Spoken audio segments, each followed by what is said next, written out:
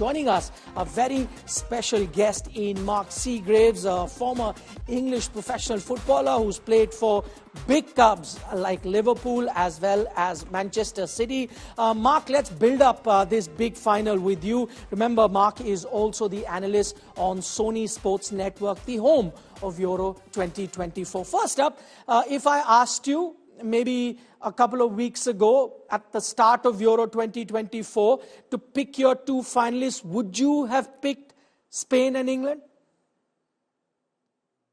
I would definitely have picked England because they're ranked number one in UEFA European international football. I wouldn't have picked Spain. It'd probably be in France or, maybe even Germany as an outsider. But definitely England. But Spain have obviously been the best team up to now. They've been most goals I think they've scored. They look at the most attractive against an England side that has underwhelmed. But they've got there. And you can't give anything but praise to both Southgate and the England team, in spite of the barrage of negative comments coming from both the English press and I think everybody else in the world has had their say about it. But they got there, they're in the final again, and they've got a really good opportunity to put this "I'm coming home" to bed. Okay, Mark, you've given us a bit of an indication which is the team that you could be picking going forward in the final. But then I'm going to try once again. If I had to pin you down, ask you to pick your favorite to win this particular title, who are you going with, Spain or England? Do you know what? I look at tournaments and I look at teams, and Spain have been absolutely scintillating. They haven't yet had a bad game, if you like. Whereas England have struggled. They've been behind on most occasions and got back into the game, whether it's in the 90th minute, the 95th minute, whatever it is. At some point, Spain are going to play badly and England are going to play well.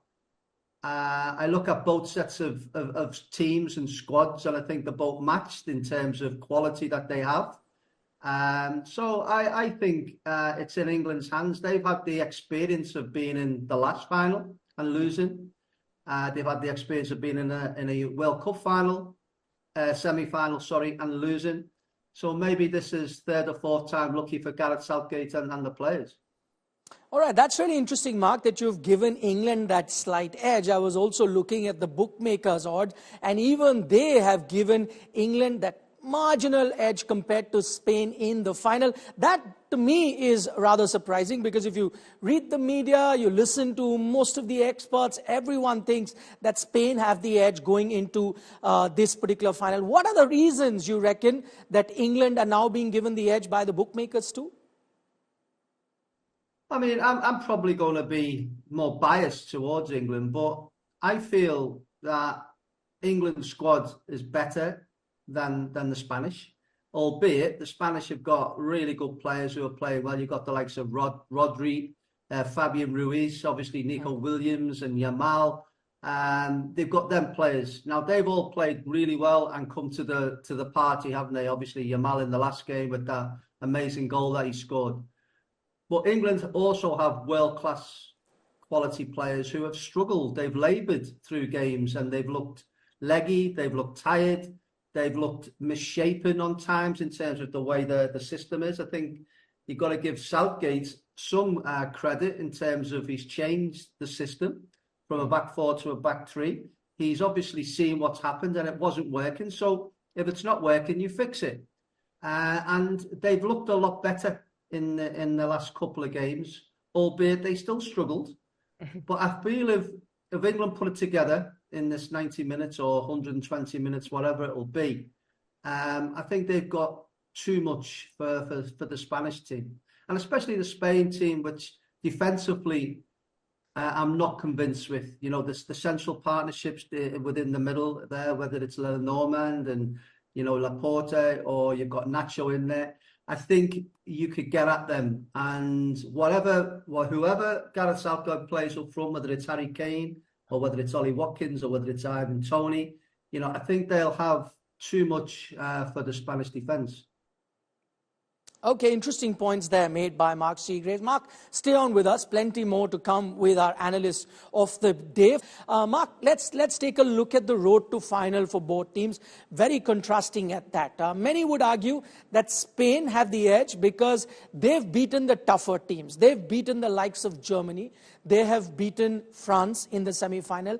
England, on the other hand, haven't really been tested. Had an easier draw. Come the final, the team that has gone through a tougher draw, has experience beating tougher teams, will have the edge. Would you agree with that argument?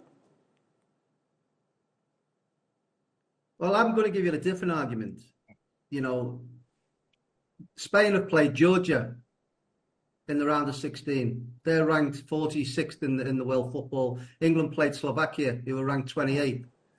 Spain went through in the quarterfinals, obviously, and then they played France, who are ranked 5th, and England played the Netherlands, who are ranked 6th. So to say that England haven't come up against opposition of quality is wrong for me. And okay, we look at France, and France were so bad, it's beyond being French, isn't it? You know, their tournament was awful.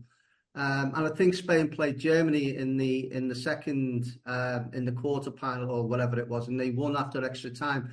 So they haven't been as emphatic as what you would suggest in terms of they played all the big teams. They haven't, and England haven't also. But we talk about Switzerland. Now Switzerland are a very, very good team.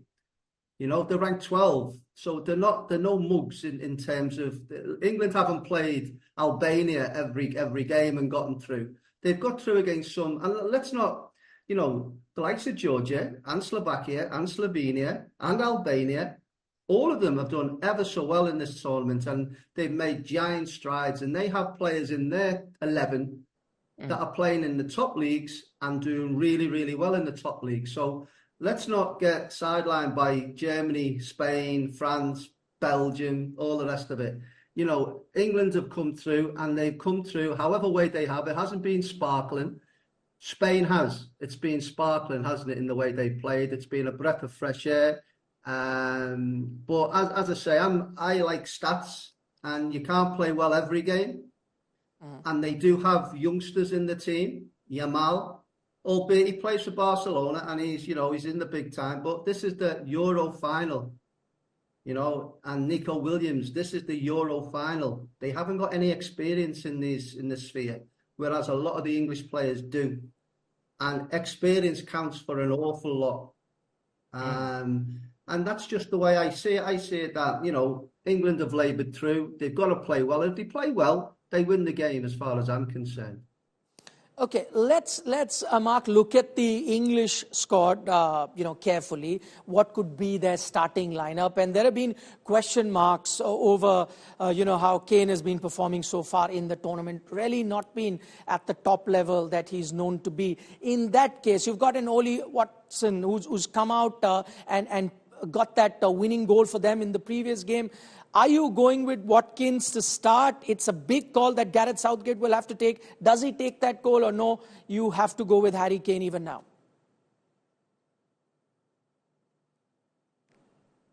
Well, having said all of that, he made the right decision, Southgate, by bringing him on at the death. So whether he brought him on in the 60th minute or he brought him on whenever he did in the 80th minute, he's made the right decision. It's not for us to question when we should bring anybody on.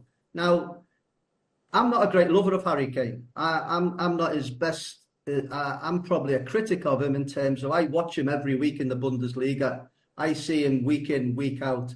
And I think he's laboured from maybe January onwards when they had their winter break. He's come back and he hasn't been the same player. He never scored the same amount of goals in the ratio that he was scoring pre the winter break.